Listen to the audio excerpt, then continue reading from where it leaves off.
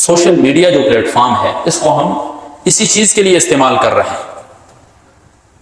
ایک قوم اٹھتی ہے، پٹھان اٹھتا ہے پنجابی کے خلاف، مذاقیں اور پتہ نہیں کیا سے کیا، پنجابی اٹھتا ہے پٹھان کے خلاف، ہر قوم دوسری قوم کے پیچھے لگی ہوئی ہے، مذاقیں بنائی جا رہی ہیں، صورتیں بگاڑی جا رہی ہیں، عزت دری ہو رہی ہے ان کی، اور اس کو گناہ تک نہیں سمجھا جا رہا۔ الا خبردار سن لو، لا فضل لعربی علی عجمی، کسی عربی کو کسی عجمی کے اوپر کوئی فضیلت نہیں۔ کنہیں خطاب کیا جا رہا ہے؟ سامنے عرب کے اعلیٰ نسب کے لوگ موجود ہیں، ہاشمی النسل، قریشی النسل لوگ بھی موجود ہیں مجمع کے اندر۔ رسول اللہ صلی اللہ علیہ وسلم ان سے خطاب کر رہے ہیں اور فرما رہے ہیں لا فضل لعربی علی عجمی، کسی عربی کو کسی عجمی کے اوپر کوئی فضیلت نہیں۔ ولا لعجمی علی عربی، نہ کسی عجمی کو کسی عربی کے اوپر، ولا لاحمر علی اسود، نہ کسی گورے کو کسی کالے کے اوپر کوئی فضیلت ہے، ولا لاسود علی احمر، نہ کسی کالے کو کسی گورے کے اوپر فضیلت ہے، الا بالتقوی، مگر تقوی۔ اللہ تبارک و تعالی کے ہاں کامیابی کا معیار امیری اور غریبی نہیں ہے۔ اللہ تبارک و تعالی کے ہاں کامیابی کا معیار اچھا لباس اور برا لباس نہیں ہے۔ اللہ تبارک و تعالی کے ہاں کامیابی کا معیار اچھی گاڑی اور بری گاڑی نہیں ہے میرے۔ اللہ تبارک و تعالی کے ہاں معیار کیا ہے؟ تقوی ہے۔ یا ایھا الذین آمنوا لا یسخر قوم من قوم عسى ان یکونوا خیرا منهم، اے ایمان والو تم میں سے ایک قوم دوسری قوم کی مذاق مت اڑائے۔ یہاں پر مفسرین کرام فرماتے ہیں قوم سے مراد مرد حضرات ہیں، کہ ایک مرد اٹھ کر دوسرے مرد کا مذاق نہ اڑائے، اس کا استہزاء نہ بنائے۔ اور ولا نساء من نساء، اسی طرح ایک عورت اٹھ کر دوسری عورت کی بھی مذاق نہ اڑائے، دوسری عورت کی بھی استہزاء نہ کرے۔ اب قرآن آگے کیا فرما رہا ہے؟ عسى ان يكونوا خيرا منهم، اسی طرح عسى ان يكن خيرا منهم، شاید کہ جس کا مذاق اڑایا جا رہا ہے وہ اس سے بہتر ہو جو مذاق اڑا رہا۔ ایک شخص اٹھ گیا ہے، وہ دوسرے شخص کو مجذوب سمجھ کر یا اس کو کمتر سمجھ کر اس کا مذاق اڑا رہا ہے، تو قرآن کہتا ہے کیا پتہ یہ جو شخص مذاق اڑا رہا ہے جس شخص کا، وہ شخص اس سے بہتر ہو اللہ تبارک و تعالیٰ کے۔ اللہ تبارک و تعالیٰ کے ہاں کون بہتر ہے کون بہتر نہیں ہے، اس کا فیصلہ تو رب نے کرنا ہے، یا ہم نے کرنا ہے اس کا فیصلہ کہ کون ہم میں بہتر ہے کون نہیں۔ حضرت ابو ذر غفاری رضی اللہ تعالیٰ عنہ جھونپڑی کے اندر رہ رہے ہیں۔ حدیث میں آتا ہے بعض لوگ ایسے ہیں کہ اگر وہ کسی کے ہاں رشتہ لینے جائیں تو ان کو رشتہ بھی نہ دیا جائے، لیکن اللہ تبارک و تعالیٰ کے ہاں ان کا ایسا مقام ہوتا ہے، اللہ تبارک و تعالیٰ کے ہاں ان کی ایسی لاج رکھی جاتی ہے کہ جب وہ کسی کام کے اوپر قسم کھا لیتے ہیں تو اللہ تبارک و تعالیٰ پورا کر دیتا ہے ان کی قسم۔ تو اللہ تبارک و تعالیٰ کے ہاں کامیابی کا معیار امیری اور غریبی نہیں ہے۔ اللہ تبارک و تعالیٰ کے ہاں کامیابی کا معیار اچھا لباس اور برا لباس نہیں ہے۔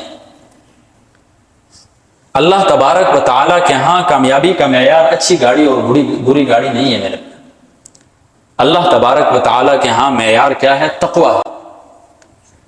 رسول اللہ صلی اللہ علیہ وسلم 13 سال مکہ کے اندر توحید کا پیغام سناتے ہیں، پھر مدینہ میں جاتے ہیں، مدینہ میں مختلف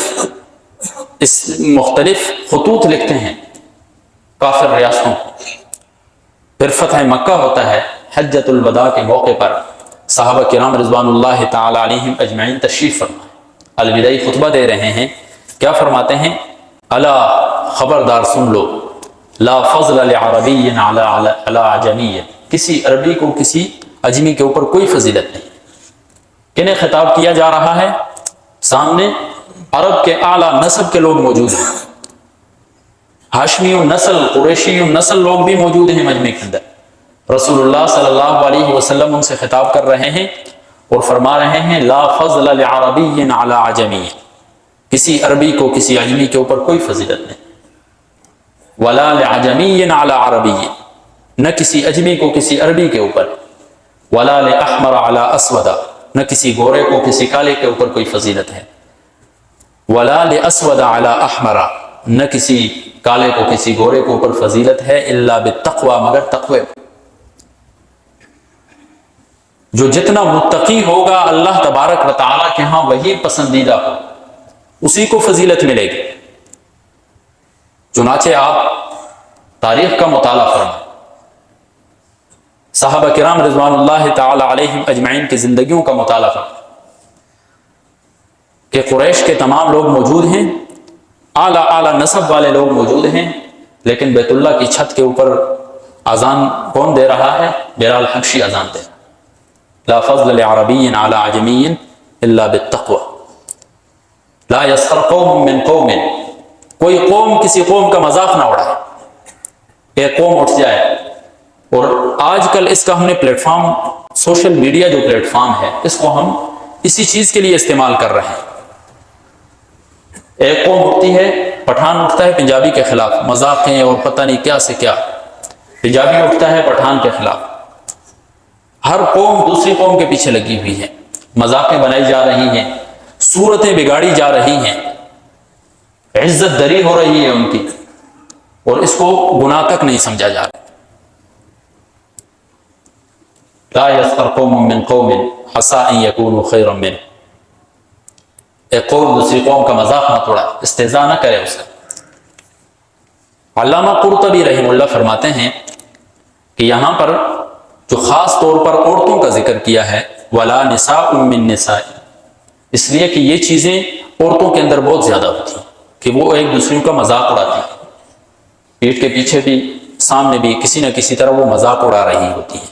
تو اس وجہ سے اللہ رب العزت نے یہاں پر عورتوں کا الگ سے ذکر کیا ہے.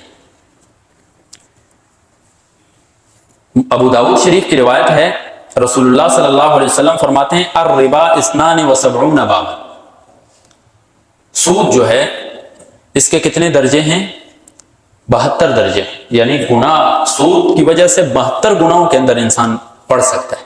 یہ کثرت کے لیے، اس سے بھی زیادہ نہیں پڑ سکتا انسان. ان میں سب سے کم ترین گناہ کیا ہے؟ ایسرھا ان ینکح الرجل امہ. سب سے کم ترین یہ ہے کہ انسان اپنی ماں کے ساتھ نکاح کر لے. یہ سود کی وجہ سے انسان، جو کم سے کم ترین گناہ ہے جس میں ملوث ہو سکتا ہے، وہ یہ ہے کہ انسان اپنی ماں کے ساتھ نکاح کرے. ومن اربى الربا، اور سود کے وجہ سے جو اعلیٰ ترین گناہوں کے اندر انسان پڑتا ہے، جو بد سے بدترین گناہ ہوتے ہیں، ان میں کیا ہے؟ استطالۃ فی عرض المسلم بغیر حق، کسی مسلمان کی بے عزتی کر دینا، کسی مسلمان کی استہزاء کر دینا، اس کا مذاق اڑانا. تو میرے بھائیو، یہ چیز ہم سب کے اندر بکثرت پائی جا رہی ہے، زور و شور کے اندر پائی جا رہی ہے. ضرورت اس امر کی ہے کہ ہم اس چیز کو ختم کریں میرے بھائیو. دوسرے کا مذاق اڑانا، دوسرے کی استہزاء کرنا، اس چیز کو ہمیں ختم کرنا چاہیے.